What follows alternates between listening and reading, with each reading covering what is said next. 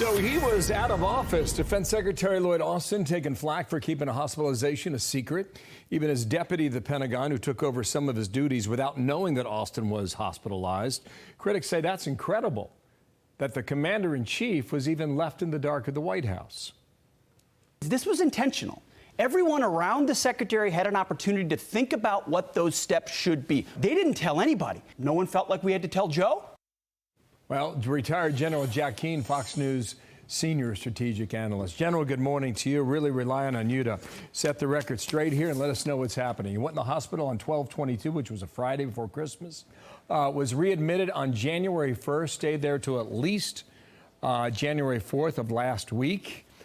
There was a major hit on a militia leader in Baghdad last Thursday.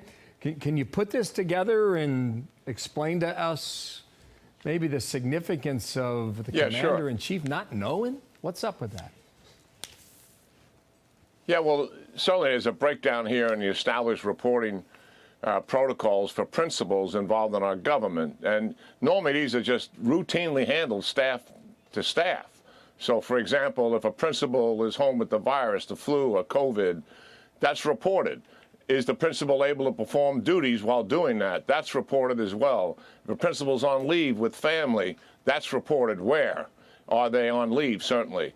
If a principal goes into any kind of medical procedure involving surgery, reported. That's usual. If a principal's in the hospital, even just for one night, that's reported. And then, of course, the qualification is the principal able to perform duties or not. And in this case, certainly at some point, Secretary Austin was not able to perform duties. So there's clearly a breakdown here. This is routinely handled staff to staff. And we don't know all the facts here in terms of why there's such an incredible breakdown like this that's highly unusual and certainly deserving of reporting on it. So I think we got to get the facts. The administration's got to come forward here, Bill, and tell us, hey, look it. This is what our procedure is, and this is where the breakdown took place, and this is what we're doing about it to fix it. The sooner they get that done, the better. And look, the Congress is going to do the same thing if the administration doesn't do it.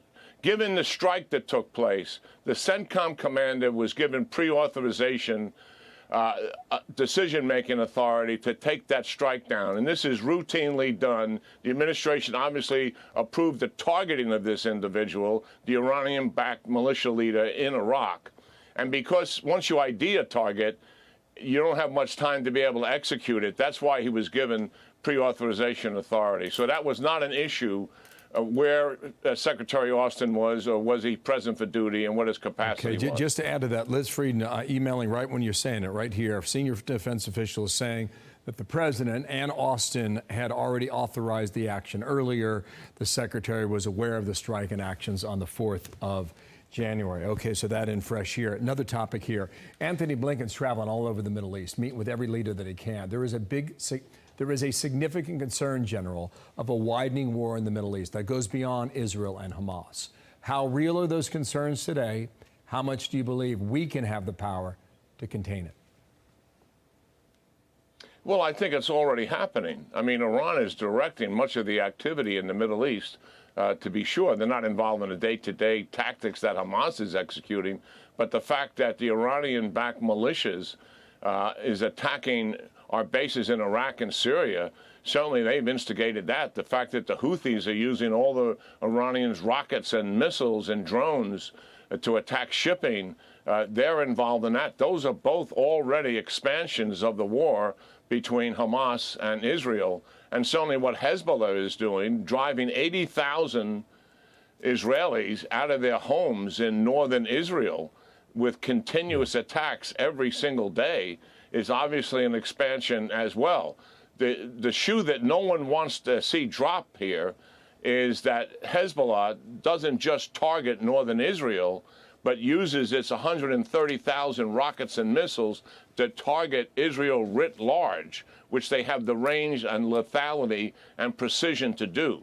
That would be major expansion of the war, and that is the concern that people have, and that is fundamentally why our carrier strike groups and additional squadrons have been brought into the region to convince Nasrallah, who's the head of Hezbollah and also the supreme leader in Iran, not to pull that trigger and expand the war significantly. Yeah, important stuff. General, thank you. Good to see you on this Monday morning. Jack Keane, thanks, sir. Yeah, great talking to you, Bill. I'm Steve Doocy. I'm Brian Kilmeade. And I'm Ainsley Earhart. And click here to subscribe to the Fox News YouTube page to catch our hottest interviews and most compelling analysis.